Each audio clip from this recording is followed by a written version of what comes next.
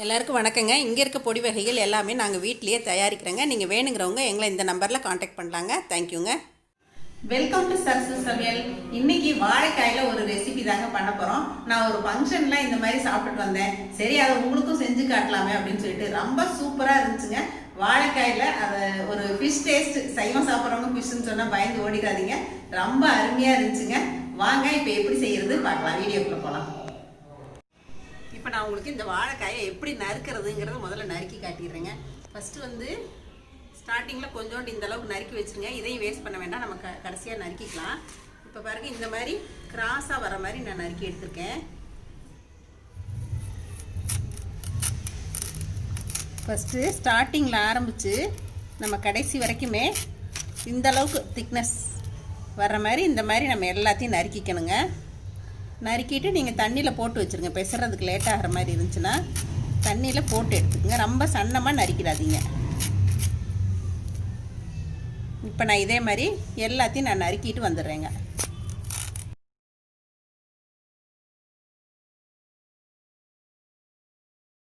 இந்த மாதிரி வந்துச்சுன்னா தான் இந்த மாதிரி பீஸ் நமக்கு கிடைக்கும். தோல்லாம் எதுவுமே உரிக்க வேண்டாங்க. கடைசியாக வரும்போது கொஞ்சம் பேந்துட்டு வந்துச்சுன்னா அதை மட்டும் எடுத்து விடுங்க. அப்படியே போட்டு நம்ம பொரிக்கலாம். ஏன்னா தோல் எடுத்துட்டிங்கன்னா பொரிக்கும் போது கொஞ்சம் உடஞ்சிருங்க.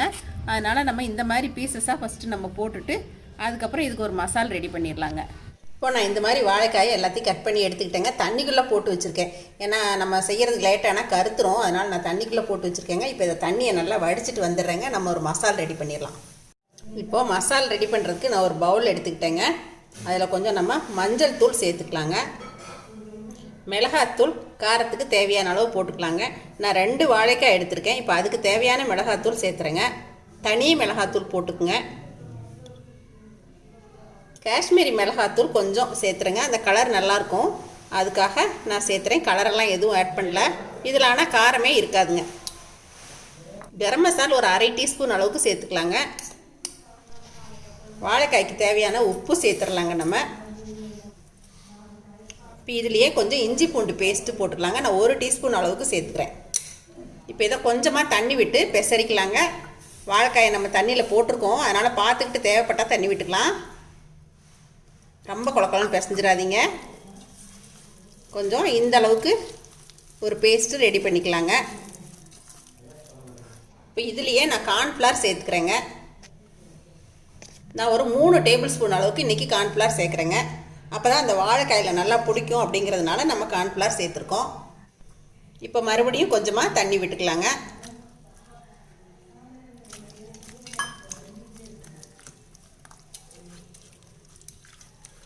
பாருங்கள், இப்போ நம்ம இந்த அளவுக்கு பேஸ்ட்டு ரெடி பண்ணியாச்சுங்க. இப்போ நம்ம எடுத்து வச்சுருக்க வாழைக்காயை இதில் சேர்த்துடலாங்க. இப்போ பாருங்கள், நான் கீழே ஒரு பாத்திரம் வச்சுட்டு இப்போ நான் நல்லா தண்ணியை வடியை விட்டு எடுத்து வச்சுருக்கேங்க. இப்படி குலுக்கி விட்டிங்கன்னா தண்ணி வரக்கூடாதுங்க. கீழே அந்த அளவுக்கு நல்ல தண்ணி வடிஞ்சிடணும். இப்போ நம்ம இந்த வாழைக்காயெல்லாம் இந்த மசாலில் போட்டு கொஞ்சம் கொஞ்சமாக போட்டு பிரட்டிக்கலாங்க.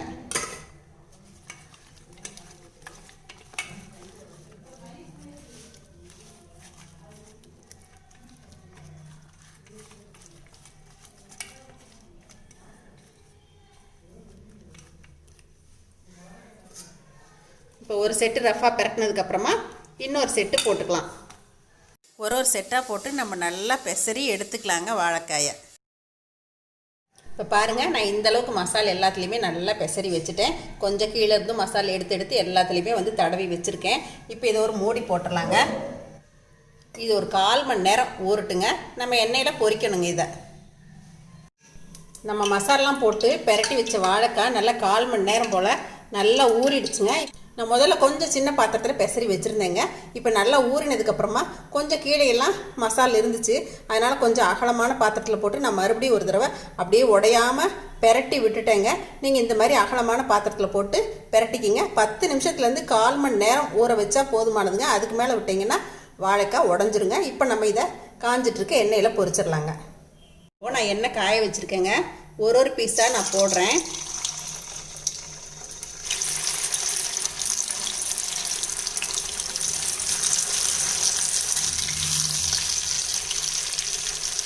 வேகிறதுக்கு ஃப்ரீயாக இடம் விட்டு போட்டுருங்க. போதும், இனி அடுத்த செட்டு போட்டுக்கலாங்க. இப்போ நம்ம பெரட்டி விட்டுறலாங்க.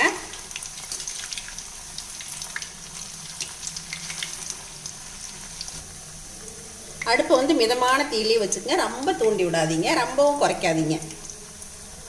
இப்போ நம்ம போட்ட வாழைக்காய் எல்லாமே இந்த அளவுக்கு வெந்தால் போதுமானதுங்க. இப்போ நம்ம எடுத்துடலாங்க எண்ணெயிலேருந்து.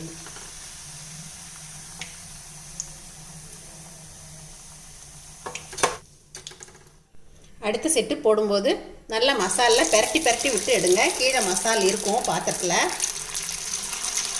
பாருங்கள். நான் எடுக்கும்போதே கொஞ்சம் இந்த மாதிரி மசால் எடுத்துட்டு இந்த மாதிரி பெரட்டி விட்டுக்கிறேன் 2 பக்கமும். அதுக்கப்புறமா தான் எண்ணெய்க்குள்ளே போடுறேன். இப்போ அதையுமே உங்ககிட்ட காட்டுறேன் பாருங்கள். இந்த மாதிரி பீஸ் இருக்குன்னா இந்த மாதிரி கீழே கொஞ்சம் மசால் இருக்குது பாருங்கள், இந்த மாதிரி பூசி விட்டுருங்க. காயெல்லாம் ஒரு பக்கம் அப்படியே ஒதுக்கி விட்டிங்கன்னா அப்படியே வடிஞ்சு வந்து ஒரு ஓரத்தில் நின்றுங்க மசால் எல்லாமே. அதை வந்து நம்ம அப்பப்போ இதில் தடவிட்டு நம்ம பொரிச்சா மசால் வேஸ்ட் ஆகாது, வாழைக்காயிலையும் பிடிக்குங்க. அதே மாதிரி நல்ல எண்ணெயிலேருந்து முதங்கி வந்ததுக்கு அப்புறமா பெரட்டி விடுங்க வாழைக்காயை. பாருங்கள், நம்மளோட அடுத்த செட்டு வாழைக்காயை வெந்துடுச்சுங்க, எடுத்துடலாம். நம்ம இந்த மாதிரி இன்னொரு ஸ்ட்ரெயினரில் போடும்போது நல்ல எண்ணெயெல்லாம் வடிஞ்சிருங்க, அதுக்காக தான் நான் இந்த மாதிரி பண்ணுறேங்க.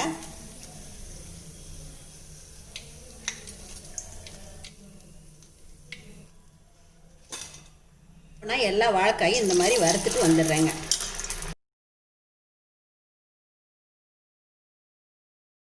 என்னங்க, இன்றைக்கி எங்கள் வீட்டில் கீரை குழம்புங்க, குமுட்டி கீரை குழம்பு, தக்காளி ரசம், அதுக்கு காம்போ தாங்க இந்த வாழைக்காய் வறுவலுங்க. வெறும் பருப்பு சாதம் இதுக்கெல்லாம் ரொம்ப சூப்பராக இருக்குங்க இந்த வாழைக்காய் வறுவல். என்னங்க, இன்றைக்கி நான் செஞ்ச இந்த வாழைக்காய் வறுவல் ரெடி ஆயிடுச்சுங்க. இது ரசம் சாதம், பருப்பு சாதம் எல்லாத்துக்குமே ரொம்ப நல்லா இருக்குங்க. ட்ரை பண்ணி பாருங்கள் நீங்களும். நான் பண்ண இந்த வாழைக்காய் வறுவல் உங்கள் எல்லாருக்கும் ரொம்ப பிடிச்சிருக்குன்னு நினைக்கிறேங்க. அந்த விசேஷ வீட்டில் பார்த்துட்டு இருந்தால் நானாக ஒரு யூகத்தில் தாங்க பண்ணேன். நான் அந்த சமையல்காரரை பிடிச்சி அதை எப்படி செஞ்சாரு அப்படின்னு சொல்லிட்டு கண்டிப்பாக நான் இன்னொரு நாள் அந்த ரெசிபியும் நான் உங்களுக்கு கொடுக்குறேங்க. இதையும் பார்த்துட்டு நீங்கள் கண்டிப்பாக ட்ரை பண்ணி பாருங்கள். இதை பார்த்துட்டு உங்களோட ஃபீட்பேக் சொல்லுங்கள், ஷேர் பண்ணுங்கள், சப்ஸ்கிரைப் பண்ணுங்கள். சப்ஸ்கிரைப் பண்ணிட்டு பக்கத்தில் இருக்க பெல் பட்டனை ப்ரெஸ் பண்ணிட்டு ஆளுங்கிற ஆப்ஷனையும் கிளிக் பண்ணிக்கங்க. அப்பதான் நான் போடுற வீடியோஸ் எல்லாம் உங்களுக்கு நோட்டிஃபிகேஷனாக உடனுக்குடன் வந்து சேருங்க. தேங்க்யூ. சரசு சமையல் பாருங்க, சமையல் நல்லா பண்ணுங்க.